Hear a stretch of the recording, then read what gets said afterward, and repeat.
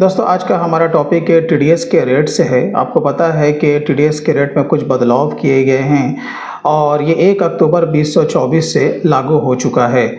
तो आज का जो वीडियो है वो इसी से संबंधित है, इसलिए पूरी जानकारी के लिए आप हमारे साथ एंड तक आप ज़रूर बने रहें।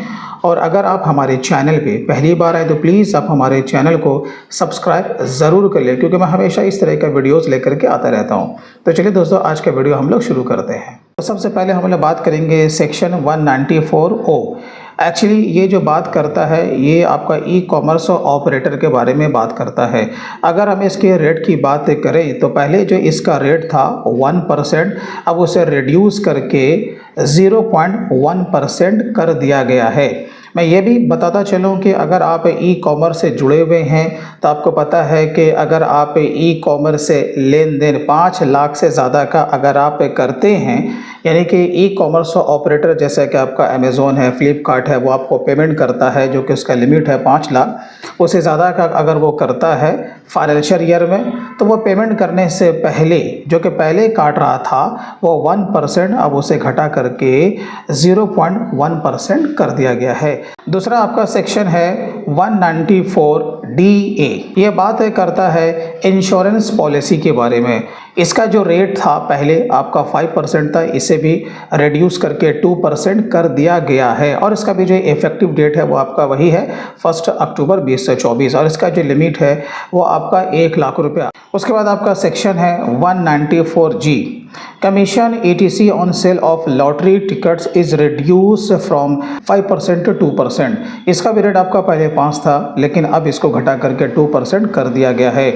और इसका जो लिमिट था वो आपका जो 15,000 है, तो उससे ज़्यादा का लिमिट क्रॉस से करने पर सामने वाला जो डिडक्टर है वो आपका 5% काट रहा था, लेकिन अब वो 2% ही काटेगा। उसके बाद आपका सेक्शन है 194H।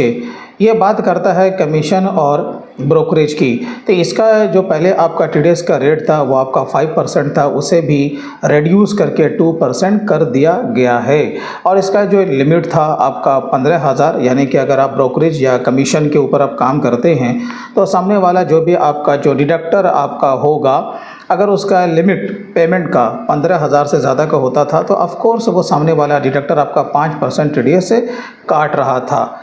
तो अब कितना हो गया भाई? 2%। उसके बाद आपका सेक्शन आता है 194IB। इसका जो पहले का जो रेट था आपका 5% था, इसे भी घटा करके 2% कर दिया गया है।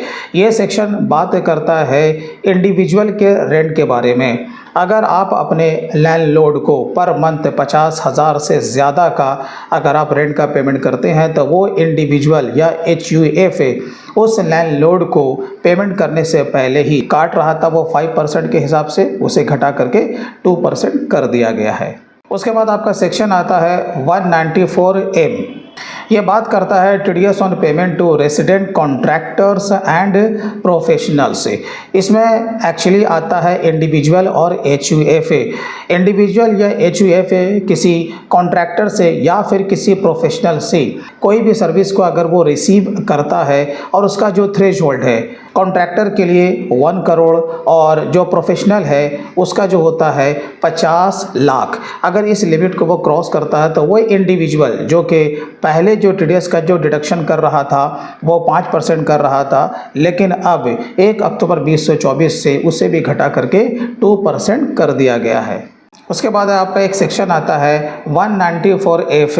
इस सेक्शन के अंतर्गत अगर आप रीपरचेज करते हैं, repurchase of units by mutual fund और यूनिट ट्रस्ट ऑफ इंडिया, तो इस प्रपोज टू बी ओमिटेड है, इसे बंद करने का प्रस्ताव है।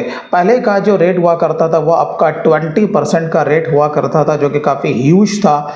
अब क्या है 1 अक्टूबर 2024 से इसे बंद कर दिया जाएगा। तो दोस्तों टीडीएस के रेट के बारे में ये एक छोटा सा अपडेट था। आई होप कि वीडियो आपको अच्छा ज़रूर लगा होगा। दोस्तों इसी तरीके से और भी डिटेल में अगर हम मुझसे TDS, TCS, income tax, GST, Tally, Excel और भी बहुत कुछ अकाउंट्स एंड टैक्सेशन के बारे में सीखना चाहते हैं तो आप हमारे ऑनलाइन कोर्स को भी आप ज्वाइन कर सकते हैं। स्क्रीन पर दिए हुए नंबर पर भी कॉल कर सकते हैं या फिर हमारे ऑफिशियल वेबसाइट है theaccounts.in को भी आप विजिट कर सकते हैं। तो चलिए दोस्तों फिर मिलते हैं किसी दिन किसी और दूसरे टॉपिक के साथ। तब तक के लिए take care and bye bye.